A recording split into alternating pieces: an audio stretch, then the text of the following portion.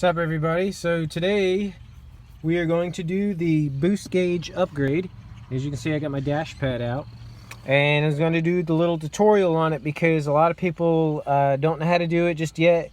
And you know, some people say, well, just do this, do that. Well, I'm going to show y'all how to do it just in case, and some of y'all have done it. So but this is just for others that haven't done it before. So basically, a little rundown real quick is you're going to have a screw here. You're going to have a screw on the other side. Then you're going to have these pillars here. You're going to have to take those pillars off. They just pop off. Just grab them right there and snatch them off right there. And then when you take your dash apart from the top, you're going to just push up and pop. And of course, these are my wideband gauges. And you're going to have this hose here. You're going to have this connector here. So you need to take those two out. This is your power wire. This is where you're going to probably need to get your power source from. Of course, everybody knows that the brown is going to possibly be power, and that we'll figure that out in just a sec. But other than that, it's pretty simple, pretty self-explanatory. And then I'm going to show y'all how I did my wideband, my second pod, next to my boost gauge real quick. So now I messed this up, so y'all don't laugh, but I kind of made my own bracket right here, because whenever you got your main bracket, you're gonna have I don't know if you can see it back there, you're gonna kind of have, no, you can't really see it, it's gonna be like a plate, and it's gonna have a screw here and a screw here that mounts up into the dash. Well, you just got to trim just a very little bit off of there, so that way you can mount, you still have a mounting surface to mount this gauge back in there. And then what you also need to do is, you see my little fancy dancy little notch that I had to make? Well, your gauge needs that notch in the dash pad in order to fit in there properly. If not, then you're going to have like a huge gap, and as you can see, my gaps they're pretty sealed and they're pretty nice, so that way it's nice and flush. And you just want to park it right next to it, just enough to where you have some space to put a piece of paper in between, because you don't want, you know, when you're going down the road, and it's sturdy, it's real good. As you can see, I'm moving my dash pad. You don't want a whole lot of, you know, tension in between these two pods, because with the vibration, they're going to start rubbing and making noise, and it's not good overall for plastic to have a bunch of stress whenever they're, you know, smashed up against each other. So try not to put it too tight, but put it just enough to where it's comfortable. And as you can see, that they're both facing in a level direction. You know, this one's going to stick out a little bit more, but that's how I wanted it. I didn't want to go too far back, because then I'll start running into areas back here where I won't have such a good amount of depth. As you can see, I was already messing with that. And be careful with your dash pad, because it's got a rubber texture on it. You don't want to mark it up like I did. I mean, you can't really notice it. My tent's pretty dark in there, so can't really notice it once the doors are closed. But all right, and then we're going to bring it in, and we're going to go ahead and install the new gauge. And of course, you know, back there you have in the back of that gauge, there are two, I want to say they're like 11s. It's a really odd size socket back there that you need to get to that gauge. What I'm going to do on mine is I'm going to unscrew it first. That way I have access to get down in there and bite onto that. And then that should be that. And we'll get to the rest of it in here in a second.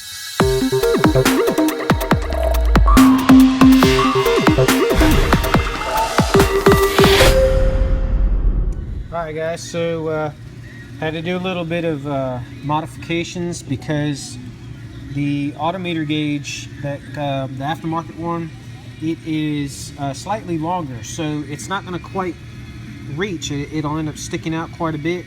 So as you can see, I had to mark with a crayon, so that way I knew what was straight on it before I go ahead and customize my bracket. But I had to cut out the original supports back there. And what I used, I was actually using this right here. I like using that to cut plastic with, and then I can re-weld plastic together with that, which that's what I'm going to use to re-weld out of this. I'm going to trim some of this down and make a new bracket out of.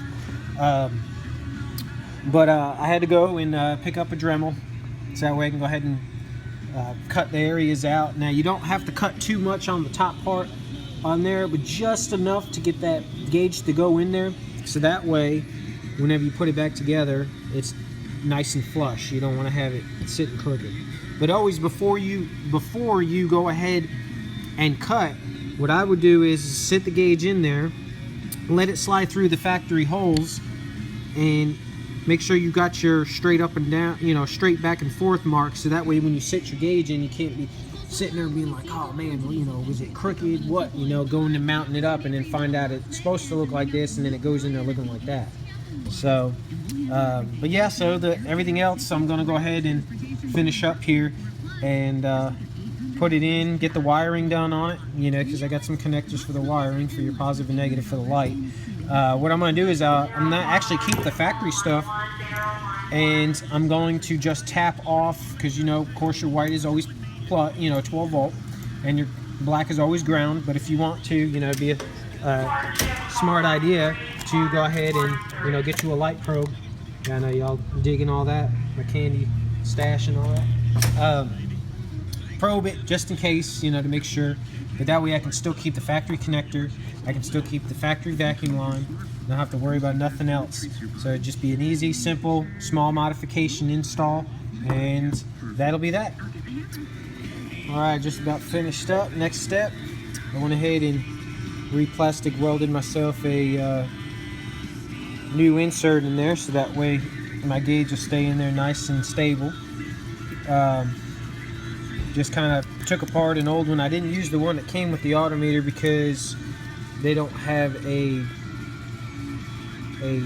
cross in between. I mean, I could have probably plastic welded them off to the side, but I didn't want to do that. So what I did was I found me an old glow shift one that kind of just had the bar going straight across, and then they just kind of point down the back of it, and just cut that off. And I used my soldering iron and just melted that piece in there using zip tie. Zip tie's plastic is known for really tough hold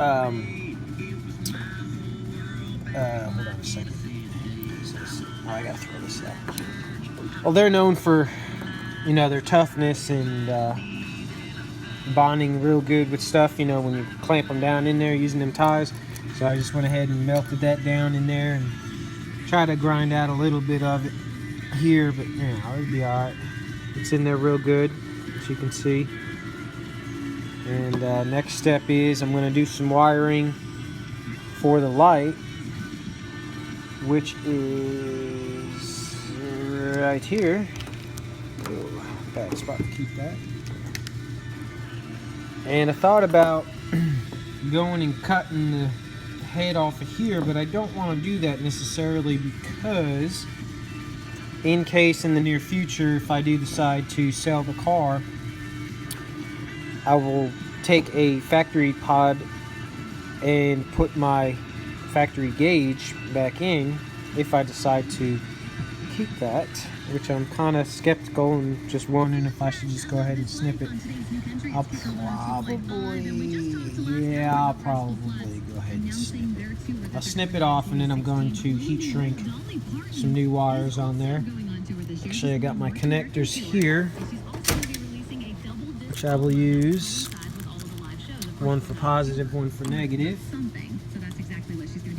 And then heat shrink that in there. And actually, I won't even need to heat shrink that. So that'll be that. And then I'll go ahead and then continue on to the next step. Okay, the other gauge is all in there. I went ahead and peeled off some of this stuff here, this rubber layer texture stuff, because you can see it's terrible. It don't stay on there very long. So as long as my regular plastic is all right. Let me tell y'all a couple things. The white is your ground. The black wire, if you're going to reuse this old, you know, the OEM stuff, the black wire is your 12 volt positive. I actually thought it was the opposite, and then I had to light probe it, and I found out. So what I did was I got my connectors and everything on there. Whenever you go to reuse the factory connector for the vacuum boost, use Teflon tape on the new connector, and then that way it'll prevent it from leaking. Got it bolted down, ready to install it back on the dash and try it out. Alright guys, everything is back together. Gauge is sitting in there pretty dang beautiful. You can see everything is nice and flush. Great on both ends. All the way through, so you can see it's nice and flush. Came out real good. And now we're going to start it up for the first time and see how everything works.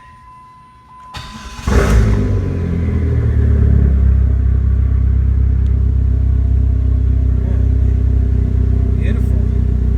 And then always, oh yeah. Boy, look at that. Boy, that just clashes real good. I'll eventually upgrade the LEDs here.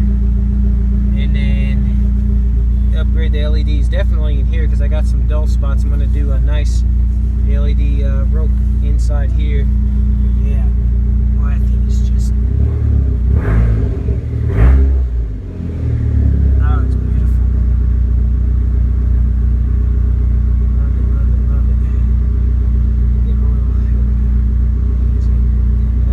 little, well, I love this gauge too. It is so accurate because when it's leaning itself out from too much fuel just for a little bit, for a hair, I mean, it lets you know everything whenever it's doing that. And then when it's burning rich, it'll drop down and then it'll lean itself back out a little bit and then it'll go ahead and stay right there where it needs to be, which is beautiful.